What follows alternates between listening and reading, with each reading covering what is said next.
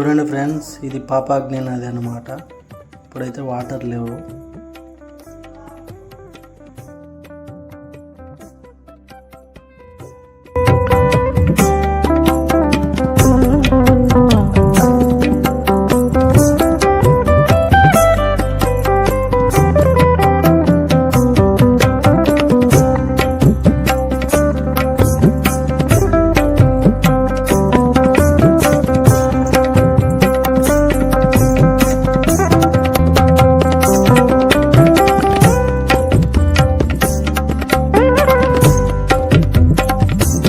So చూడండి friends, ఆ రైతు గొడ్డలి విసిరిన పుట్ట అయితే ఇదే అనమాట. ఈ పుట్టలోనే శివలింగం ఉండింది.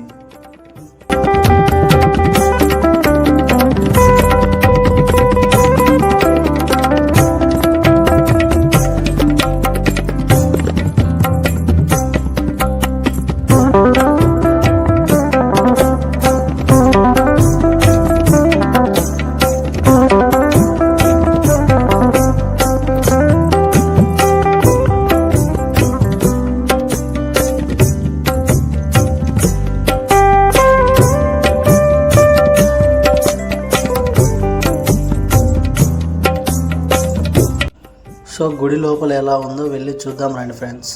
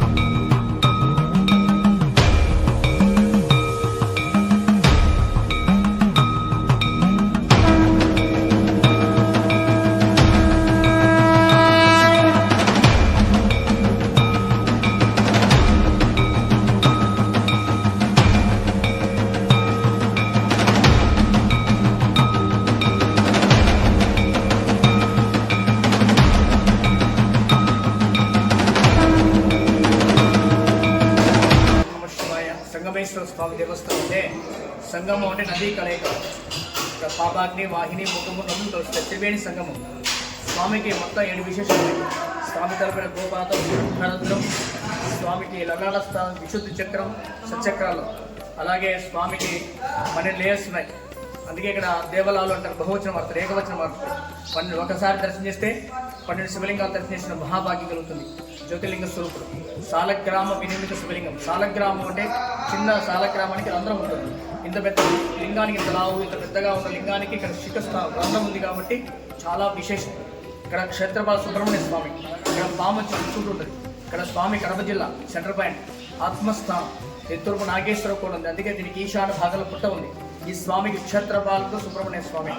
ఇక్కడ కొలతల మల్లేశ్వరు నిత్య పూజ స్వామి కుడిచే ఈ స్వామి.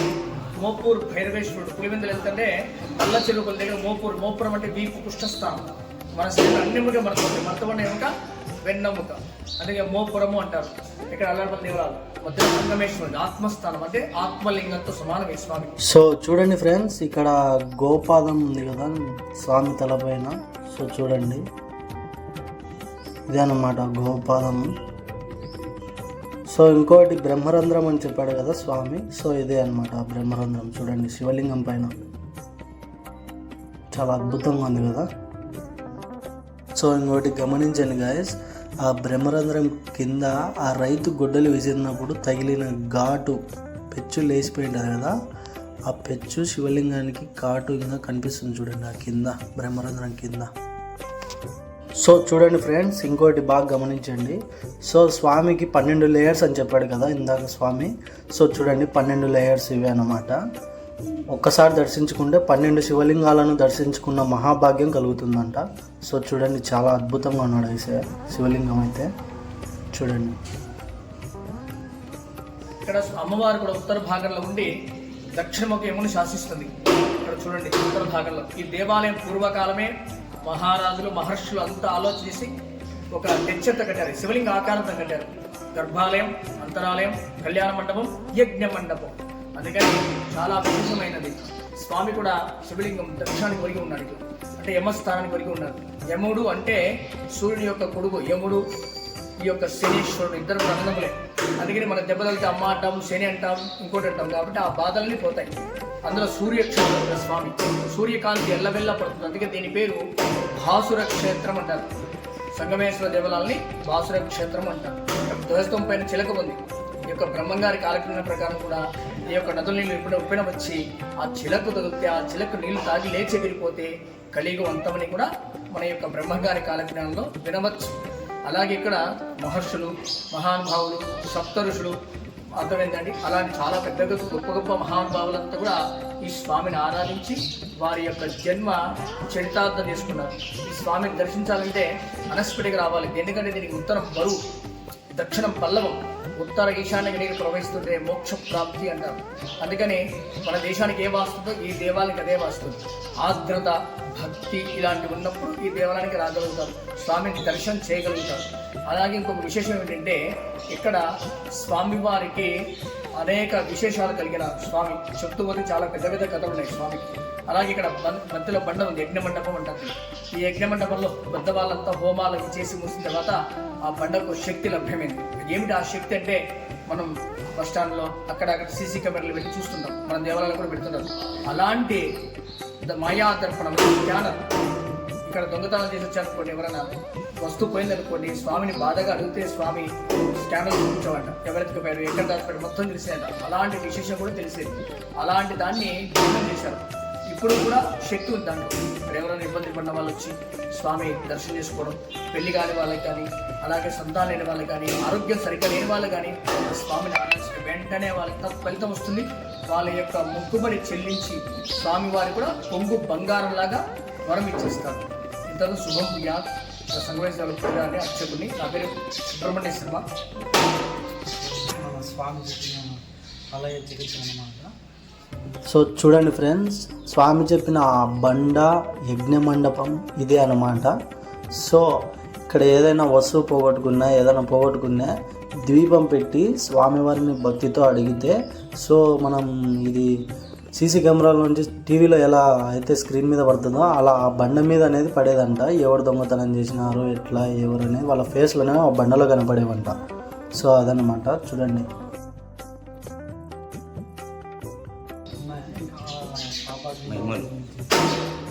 నదీ ప్రాంతంలో ఇక్కడ ఏంటంటే విశేషము, ఇక్కడ మన యొక్క స్వర్ణముఖి నదిలాగా ఇక్కడ కూడా వర్క్ చేస్తాయి. అంటే పూర్వకాలం వర్కులు చేస్తారు కదా ఆచార్యులు, శిల్పులు. ఇప్పుడు నువ్వు నేను అందరం కలిసి చేస్తాం. కొద్దిగా ఎక్కువ చేయొచ్చు, నేను తక్కువ చేయొచ్చు. కానీ భగవంతుడు నిర్ణయించి ఎవరి కష్టానుసారం వాళ్ళు వెళ్ళి ఆ ఇసుకను తీసుకొని తవ్వితే ఆ నదిలో సంపద వచ్చేదంట. నీకు కష్టపడినంత ఫలితం వచ్చేదంట. అంత విశేషం ఈ నది కూడా, విశేషం కూడా. పాపాగ్ని నది అంటే పాపాలని హరిస్తుందని. అలాగే వాహిని అంటే ముఖము. వాహిని అంటే ఏంటంటున్నావు? వాహిని అంటే గాలి, అంతర్వాహిని నదిగా ఉంది ఇక్కడ. అగ్ని రథాలు చేయాలంటే గాలి కావాలి కదా. మనకి 2000 జీవనదుల్లో 2 రహస్య నదులు ఉన్నాయి. ఆ 2 రహస్యలో ఒకటి సరస్వతి నది, ఒకటి వాహిని నది. ఆ వాహిని, అందుకే ఆంజనేయ స్వామిని పవన తనయుడు అంటారు. పవనం అంటే గాలి, వాహిని అంటే అగ్నితో వచ్చి వస్తుంది, గండి అవతల నుంచి వస్తుంది. పాపాగ్ని వాహిని. ఇక్కడ పొలివెందు నుంచి ముగమూరు వంక అనే నది వచ్చి కలుస్తుంది అన్నమాట. అలాగే ఇక్కడ స్వామివారి రథాన్ని కూడా ఆ నదిలో మునిగిపోయింది చెప్తారు. ఆ నది చాలా గొప్ప. సో రండి ఫ్రెండ్స్, గుడి లోపల అయితే ఎలా ఉందో చూద్దాం. సో ఇక్కడ అన్ని శిలాపలకలు ఉన్నాయి చూడండి, మొత్తం గుడికి సంబంధించిన వాళ్ళవి చూడండి. సో ఇదైతే అది యజ్ఞమండపం అన్నమాట. చూడండి.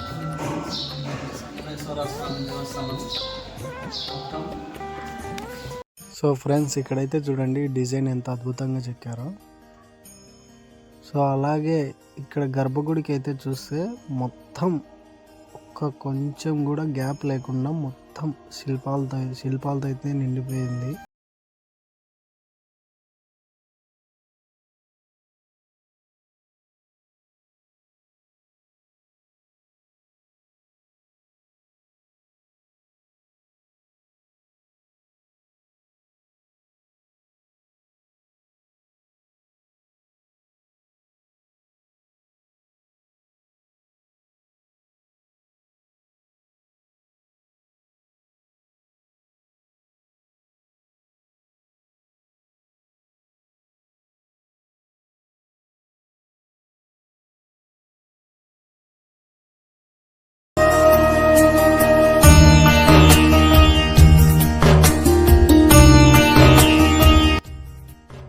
సో చూడండి ఫ్రెండ్స్, ఇది గర్భగుడి బ్యాక్ సైడ్ అనమాట. సో ఇక్కడ కూడా మొత్తం కొంచెం కూడా గ్యాప్ లేకుండా శిల్పాలతో అయితే నిండిపోయింది.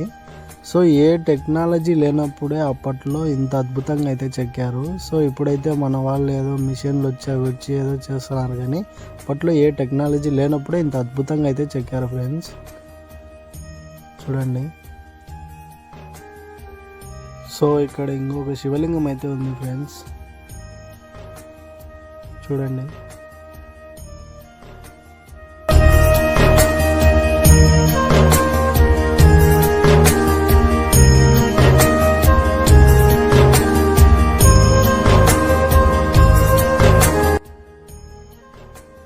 సో ఫ్రెండ్స్, ఈ స్తంభాలు అయితే చూడండి మొత్తం రాయి అన్నమాట.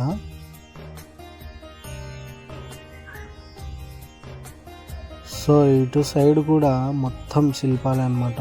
ఈ గర్భగుడికి 3 దిక్కుల శిల్పాలే, గ్యాప్ లేకుండా ఉన్నాయన్నమాట. ఇది చాలా ప్రాచీనమైన గుడి ఫ్రెండ్స్, చాలా అద్భుతంగా అయితే ఉంది. సో ఇక్కడైతే చూడండి, శివలింగానికి అభిషేకం చేస్తుంటే ఇక్కడ వాటర్ అయితే వస్తున్నాయి చూడండి. సో శిల్పాలు మాత్రం చాలా అద్భుతంగా ఉన్నాయి ఫ్రెండ్స్. సో ఇక్కడైతే మొత్తం ఇంత పెద్ద పెద్ద రాళ్ళు, పెద్ద పెద్ద బండలతో అయితే కట్టారనమాట. ఇది చూడండి, మొత్తం రాయి అన్నమాట. ఇది గోడలు, పైన స్లాపు మొత్తం రాయి, ఈ స్తంభాలు మొత్తం రాయి అన్నమాట. చాలా అద్భుతంగా అయితే కట్టారు రాతితో.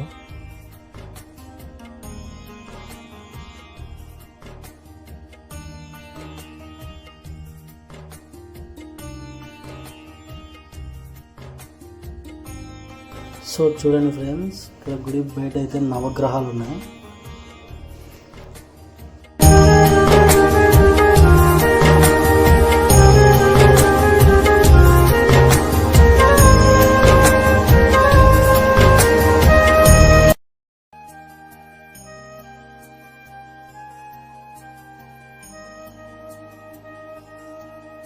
సో ఈ గోపురం మొత్తం రాతి కటకం అన్నమాట. మొత్తం రాయే, సగం వరకు మొత్తం రాయితోనే కట్టినారు. ఇంత పెద్ద రాళ్ళు ఎత్తి కట్టినారో మరి తెలియదు, చాలా అద్భుతంగా అయితే కట్టారు. ఈ ద్వారం కూడా చాలా పెద్దగా ఉంది చూడండి గోపురం. ఈ లోపల పక్కకి వెళ్తే ఇటు సైడ్ 4, ఇటు సైడ్ 4 గదులు మాదిరి అయితే ఉన్నాయి. సో ఇవి ఎందుకున్నాయో మరి తెలియదు, తపస్సుల కోసం ఏమన్నా యూజ్ చేసుకునేవారేమో అప్పట్లో. చూడండి ఇంకొకటి, ఈ గుడికి 4 పక్కల 4 గోపురాలు అయితే ఉన్నాయి. సో అక్కడ ఇంకో గోపురం ఉంది చూడండి, అక్కడికైతే వెళ్ళి చూద్దాం కానీ. సో ఈ గోపురం కూడా చాలా పెద్దగా ఉంది ఫ్రెండ్స్. సో ఇక్కడ చుట్టూ మొత్తం ఇది గర్భగుడి అన్నమాట. ఇది ఆ గర్భగుడి గోపురం అన్నమాట అది. సో అటుపక్క ఒకటి, ఇటుపక్క ఒకటి, మొత్తం 4 గోపురాలు. ఈ గర్భగుడితో కలిపి 5 గోపురాలు ఉన్నాయి అన్నమాట. సో ఇది చూడండి, ఇది కూడా సగం వరకు మొత్తం రాతితో కట్టినారు, ఆ పైన మామూలుగా కట్టారు.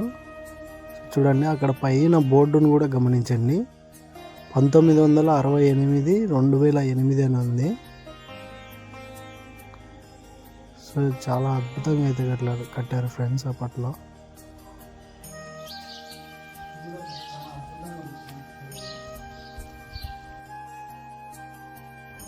చూడండి ఫ్రెండ్స్, ఇక్కడ సింహం బొమ్మ అనుకుంటా. సో చూడండి ఎంత అద్భుతంగా చెక్కినారో.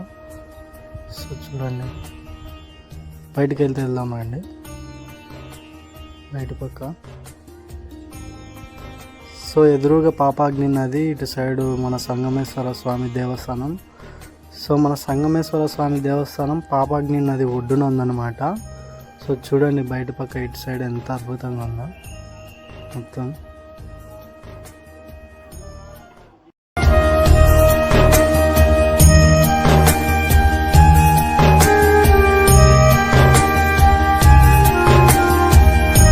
చూడండి ఫ్రెండ్స్, అక్కడ ధ్వజస్తంభం మీద చిలక కనిపిస్తుందా చూడండి.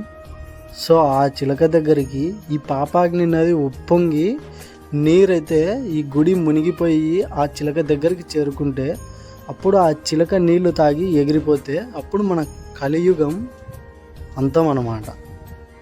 సో అది మన వీరబ్రహ్మేంద్ర స్వామి చెప్పినారు కదా, చిలక తాగి నీళ్ళు ఎగిరిపోతే మన కలియుగం అంతమని. సో అదే అన్నమాట ఈ రహస్యం.